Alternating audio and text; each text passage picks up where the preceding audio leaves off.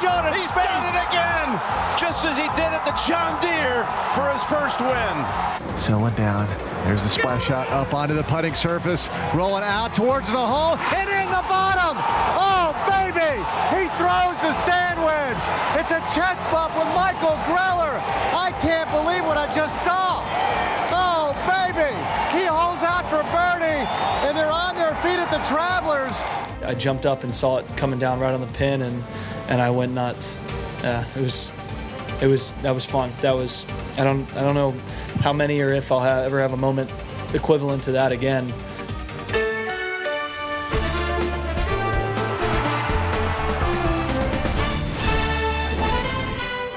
Golf Central. Brought to you by Titleist. Still gives me chills just seeing that highlight. With one swing, Jordan Spieth produced the finish of the year on the PGA Tour, and a day later, the sports world still buzzing over the 23-year-old's second win this season. I'm George Savaricas, and this is Golf Central. It's a highlight that'll live on the rest of Jordan Spieth's career. Here's the two-time major champ on his thrilling Travelers Championship victory in his own words. It was a great start today. I didn't miss a shot the first couple holes, rolled in a nice couple putts. Good up and down on 3, you know, bogey was okay on 4, and then got a little off for a few holes, picked it back up. Just couldn't get a putt to go. You know, that number 8 through 13, that range, you know, when I'm playing well, I normally play those holes 3 or 4 under, and I was at even par and made a 4-footer to stay at even par. So that was pretty frustrating through there, and I was trying to hold steady, knowing that, you know, when I'm not birdieing those, there's at least one guy that is. I didn't look at the boards, didn't know who was. Caught a couple really good breaks today. My ball staying up on 13 and then the one staying up on 15. That definitely, if the rough weren't grown up the way that it was this year, would have been in the water. So I definitely got the right breaks today. Even though I was already in the lead, I also got the breaks, so I feel very fortunate for that. Came down to 18. I had a good number with a sand wedge in regulation, and I tried to kind of carve it a little bit, and they got shot down. The wind, not much wind hits it there when it's in that dome, and I just didn't play the smart shot, which is making sure it's on the green. And then I got fortunate to be in the fairway, hit it right into that bunker, which I told Michael, look, if it goes in where we were earlier, that's fine, and if it carries, then great. And then from there, put the same kind of swing as the other bunker shot. I was just at a little different angle, and it took a little right bounce and a little cut spin, and it took the, you know, rolled with the hill. I jumped up and saw it coming down right on the pin, and I went nuts. That was fun. That was, I don't know how many or if I'll ever have a moment equivalent to that again, something like that to win a tournament. But yeah, that was very memorable, and we certainly soaked it in. And you know, Boog's got ice in his veins. I knew he'd be tough. I didn't think 12 under would win today. I thought between Boog and Boo and Pan, those guys, you know, you'd be able to tear up the golf course. But it was just hard enough today. Well, the squad is all here now. I've got Golf Channel analyst Trip Eisenhower, easy for me to say. Yeah. It's been a while since I've seen you, Trip, so I got a little lost there. And Matt Adams as well joining us, Golf Channel contributor. Trip, let's start with you. What dramatic fashion Jordan Spieth gets it done. It's clear that he has a flair for the dramatic. Yeah, and for holding bunker shots. 20% of his wins have come from holding out a bunker shot. I mean, this is great stuff. Look, the thing about Jordan Spieth we've got to remember is he's putting his name next to greatness time and time again. People say, well, yeah, he doesn't drive the ball like Dustin Johnson. He doesn't drive it like Rory McIlroy. Sure, he doesn't. But you know what? He more than makes up for it with the intangibles. There's a skill set in scoring, shooting a lower score than everyone else. And Jordan Spieth has that in spades. I mean, what he's able to do is rise to the occasion, and he always takes the moment. The moment's never too big for him, and that's what we've seen out of him. There's a reason why he had a chance to win 3 majors a couple of years ago in a row, by the way, and there's a reason why when he has this shot that others would consider difficult, he's able to calm himself and make the shot. He has not putted well this year by his standards, definitely not driven it well. Improved the iron game, and he still won twice, had a chance to win at Colonial, had a chance to win the Masters again. Let's remember he was right there. This is a special player. Yeah, he doesn't have all the physical gifts of a Dustin Johnson or a Rory McIlroy, but he more than makes up with it with those scoring intangibles. And really in golf, that's all that matters. It's been a quiet season, as Tripp was just referring to, for Jordan Spieth. And when we talk about those intangibles, those physical gifts, take a look at this. I took all the other players in the top 10 in the world rankings, and look where Jordan stacks up. Now, I didn't use Jordan in the average that, as you can see, even including Henrik at 286, probably Tripp with a 3-wood on that one, they're still averaging over 300 yards. So Jordan Spieth at just over 291 yards, clearly behind them in terms of that stat. And as we know, everybody loves the long ball. They're not queuing up to see players who are leading in greens in regulation unless that player is Jordan Spieth. He has the it factor, as you noted, to do what he needs to do at the time that he needs to do it, and he did it again at the Travelers Championship, taking advantage of the luck that he had, but great champions do that. Yeah. But you said, did I hear you say it's been a quiet season? He's got 2 W's now. That's what's so beautiful about it, yeah. That's what the expectations have now come to, or 2 wins, and we're not at the year's 3rd major, is quiet for Jordan Spieth. True. All right, he has definitely raised the bar. So adding the Travelers to his career resume gives the 23-year-old 9 wins the last 3 seasons, putting him on top during that span. Jason Day is 8. Dustin Johnson was 7. Pretty amazing run since the end of 2014, start of 2015. Tripp, let's have a little fun. Get a breakdown of that bunker side celebration we saw a day ago.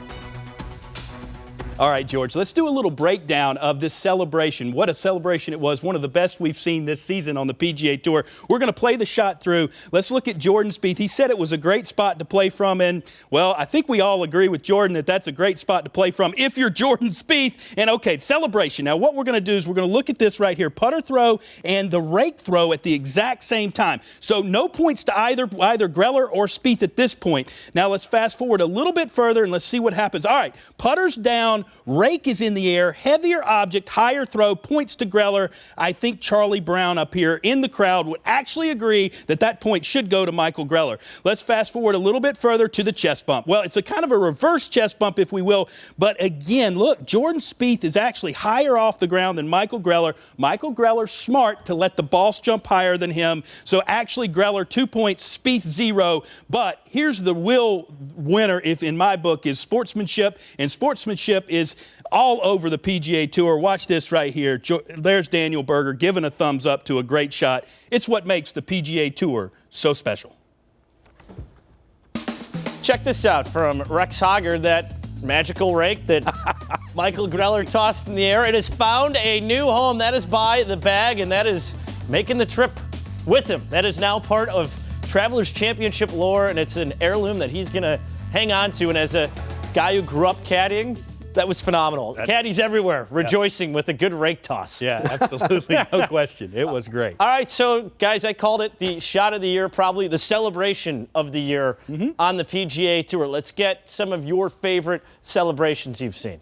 Well, over the years, you know, there's so many great celebrations, and you're so jubilant anytime you win, especially on the PGA Tour or win a major. But I'm going to go back to one that didn't necessarily involve a win, but a special moment in the game of golf. And this is, of course, 1997. And, of course, I'm going to use Tiger Woods as an example because he's been part of so many great celebrations over the years. But that moment right there, and think that right there put the 16th hole on the map at Waste Management, and what that theater has turned into now from what it was.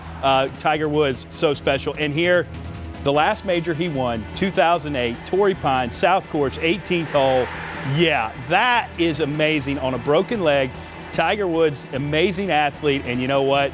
Great to see that celebration. Of the many we've seen, that's one of my favorites. Tiger was never shy about celebrating. No. He was definitely on the short list of best celebrators that we've seen on the PGA Tour. What do you have, Matt? I think you had good choices there, Tripp. But now I'm going to one-up you. I have 2 as well. This first from the 1999 Ryder Cup at Brookline, and then also this. This was 2006 at the K Club. See, Woozy almost dropped it on the people. Watch this. Watch this. This is where it gets good. Fires it out like a dragon. Yeah, that's it. Oh, boy. Captain Ian Woosnam from 2006. Can't argue that. Let's go so to. good. That is so good. 1999, the 17th. Justin Leonard from 45 feet away. The team pours on. Now, remember, there was a question of impropriety with this one because Ali had not yet hit his putt, which was a shorter putt, in fact, but the celebration was distinctive in the annals and in the history of the game nonetheless. But I still think Wee Woozy was the best. Yeah, that's pretty good. And Ben Crenshaw, remember, had a feeling. So I would probably go with Michael Greller if I could just do a caddy portion of best celebrations. But I'm going with my favorite style. So let's take a look at some of these. It's the hat spike or the hat toss. Let's go. Arnold Palmer, 1960 U.S. Open, the visor. Cherry Hills. One that you brought to my attention, Matt. And then we take a look at the next one as we go down the list. And, of course, Arnold Palmer driving the green, shooting 65 that final round. Tiger Woods, 08, Arnold Palmer Invitational. And this is where it gets really good, Trip. Yeah, indeed. He makes that putt every time. Amazing. The poor little hat didn't stand a chance. It did not. Just a year ago, the Travelers Championship, Russell Knox. Oh, this was a good one. So good. Spikes it across the green. So I've never been a big hat fan, so there's something cathartic about just getting, good little hat spike. That came right close out there. That was more anger. That was like a football coach. I don't want to break clubs, but hats, I've got no problem. Those are our three best here. Let's see your most memorable celebrations in golf. Tweet us your favorite celebrations at Golf Channel. Who knows? We may use them down the road. Tiger Woods, pretty hard to top. Well, since we last saw Phil Mickelson finish top 10 at the Memphis Tour stop, he's skipped the U.S. Open to attend his daughter's high school graduation, parted ways after 25 years with longtime caddy Jim Bones Mackay, and now he's taking on the Windy City as part of a KPMG media tour leading up to this week's Women's KPMG PGA Championship. He sat down with Tim Rosefort. Phil, we missed you at Erin Hills. What was it like being at home, not being at a U.S. Open for the first time since 1993? I watched as much as I could. I really enjoyed watching the tournament. I thought it was exciting. I thought it was great theater and inspiring and impressive the way Brooks Koepka took control of that tournament, that back nine. It was fun to watch. Was it hard to watch, though? Oh, sure it was. I would have loved to have been there competing, but gosh, 16 under on that golf course. I know that it was low scores for a U.S. Open, but that 16 under on that golf course is just exceptional play. And but I would have loved to have been competing, but there's no place I would have rather been than where I was. It was as a dad, as a father, I don't know if I've ever been more proud than watching Amanda speak, knowing that she's graduated from high school, she's off to college. I know that that's kind of the people expect that, but it's still one of those moments in life as a family that you cherish. And then for her to be speaking was really cool. You were with Bones a quarter century. Yeah. Why do you make this type of move with 2 tournaments left in the major championship season? Well, it was just the right time in that we were hopeful that the U.S. Open would be our last event because it's where we started 25 years ago to the tournament in 1992 at Pebble Beach. That was our first event. But we really started in the qualifying for that tournament in Memphis, so it really was 25 years to the day. And that final round in Memphis was emotional for us. I think I wanted it almost too much that final day. But it was just time for us to do something else. He's going to have some great opportunities. Some really top players are going to be after him, and as they should be. He's got a lot to offer, and I think he's going to create another great team with another player. And it gives me an opportunity to spend time with somebody that I've really missed these last 5.5 years. My brother is somebody that I love and respect and look up to, and I've missed him this last 5.5 years when he's been the coach in Arizona State. Now that he's been managing John Rahm, we've spent a lot more time together. But I'm really looking forward to spending the rest of the year with him on the bag and sharing those moments. We haven't talked in a while. Golf world shaken, obviously, by the recent news of Tiger Woods. What's your reaction to all he's been through in the last month? I think we're all just happy in that the last week it was that he's making the effort to get things back together, and we all benefit and have benefited from him being on the golf course, and I think he's happy when he's on the golf course, and so I hope that this latest surgery helps him get healthy to where he's able to play, practice, compete, because I think he's happiest when he's competing, and I think we all benefit when he's back out on the golf course, and so that's what I'm hoping is coming from this, and that he's recovering and doing all the things necessary to get him back at his best. Well, since Lefty and Bones became a team at that 1992 U.S. Open in Pebble Beach, that's been the one major that's eluded them. 6 runner-up finishes in the U.S. Open. Mickelson has the most all-time. His next crack will be next year at Shinnecock, where he did finish runner-up back in 2004. We're just getting started tonight on Golf Central. Now that Jordan Spieth is once again linked in with Tiger and Jack, what sets the three of them apart for having such success at a young age? Plus, some of the best winning holeouts we've seen in recent memory. Where does Spieth's Sunday shot from the sand place on our list? And hold on a minute, folks.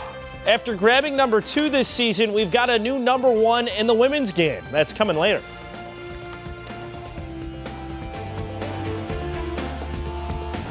Golf Central is brought to you by Titleist, the #1 ball at the Travelers Championship. Comcast Business, built for business.